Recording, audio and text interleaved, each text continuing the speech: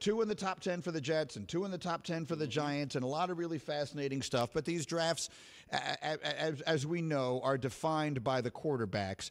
You have 4 of them going in round 1, but none of them going particularly high. Let's quickly run through for the fans who don't know them. Who are the 4 quarterbacks to go in round 1? And give me a rough range of where we should be expecting them to go. I don't need the team. Give me the rough range of where they should be expected to go. Malik Willis from Liberty is the first quarterback I have coming off the board at 11 to Washington. The range for him would be, I think, 8 down to, say, 20 in that area, 8 to 20. And the same thing for Kenny Pickett. They're kind of interchangeable. Actually, I have Kenny Pickett as my highest-rated quarterback out of Pitt, but I have Willis going higher in this mock. I have Pickett dropping down to New Orleans. So both are 8 to 20. Then I think you get to Matt Corral from Ole Miss. I have him at 20 to Pittsburgh. I think he's in that 20 to, say, late 20s range where the Detroit Lions are picking. That's where I have Sam Howell coming off the board. He's similar to Corral. So you have Corral and Howell bunched together, and you have Willis and Pickett bunched together. So that's the 4. That's the range. I think Desmond Ridder from Cincinnati, had he played better against Alabama in that Final Four playoff game, that semifinal game, he might have been in the first-round discussion, but he did not. So now he's more of a second-rounder. I'm looking at your big board, though, right now, and you have Ridder your second favorite quarterback. Again, we're early. Well, that's changing. Well, that's going to be updated. That's going to be updated on Friday, and that's already been done.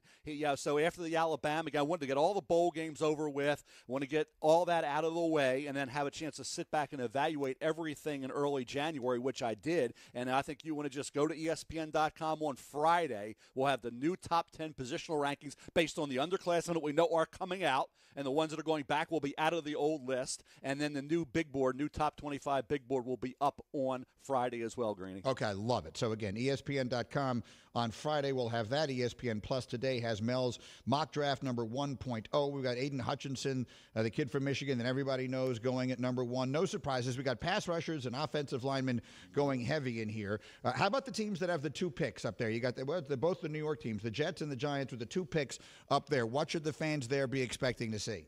Well, I think we're going to be expecting to see for the Jets, if you can get a versatile defensive back like Kyle Hamilton, that rangy safety, then come back with a receiver like Drake London, another big. So you're going big there. Big athletic safety, rangy safety, great length. Same thing with the wide receiver Drake London out of USC. The Giants need offensive line help. There will be Ike Mekwonu from NC State at 5. Then the pass rusher David Ojabo from Michigan at 7. So both those teams, I think, would get the defensive help that they need, but also the offensive help as well. So you're kind of balancing it out on both sides of the ball. Mel, for the fans who are looking for it, and the teams all have these different needs, where is this draft really, really strong at the top, and where is it comparatively weak at the top? Well, I think the offensive line, I think when you see an Evan Neal and an Ike Mekwonu and a Charles Cross and a center like Tyler Linderbaum, there's some offensive linemen that are going to be exciting to teams early on. Wide receiver has some guys a little deeper now, falling a little bit because of Jamison Williams' injury. Had Williams not been hurt, he'd have been in the top 10 with Drake London. So I think injury impacted that spot. I think the cornerback position is going to be interesting.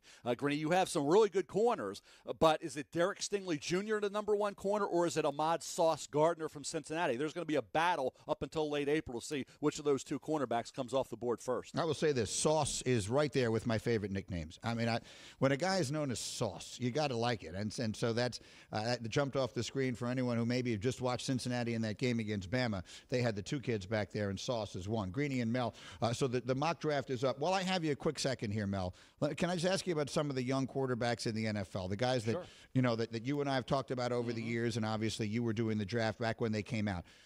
Like, you look at Josh Allen, and he's so good.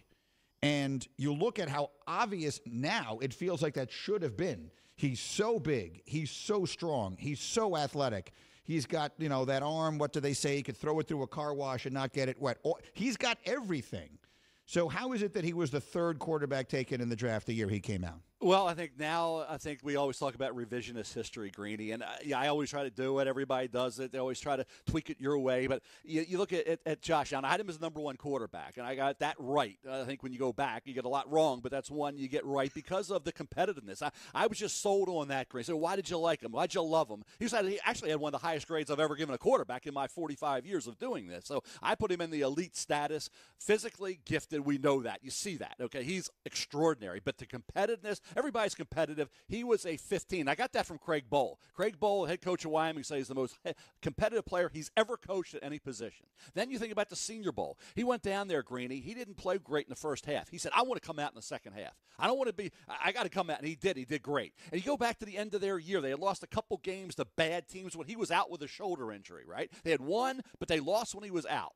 And he wanted to come back for that bowl game. I remember talking to the guys at Wyoming. Is he going to play? Is he not going to play? He doesn't have to play, okay? But he wanted to play in that bowl game. And he did, even though he was hurt a shoulder. How many guys would do that, would risk that? Mm-hmm. He did, and he played, and they won. And they won convincingly. So you put it all together, and I knew he had to work on some things in terms of accuracy. But that could be improved. And I thought there was some inaccurate statements made about his lack of accuracy in some games. They would always pick the airmailed throw. Well, who doesn't have an airmail throw here and there? Now, he worked on some things, and I give Jordan Palmer a lot of credit working with him, but I think I'm really happy to see a great kid go with the right team, the right organization, the right fan base, and just exceed expectations. Now, he is a little reckless at times, but we love it. And I always said, even if he's not great, he's going to be the most entertaining quarterback in the NFL. So not only is he great, he's also super entertaining, Greeny. Thank you for watching ESPN on YouTube. For live streaming sports and premium content, subscribe to ESPN+.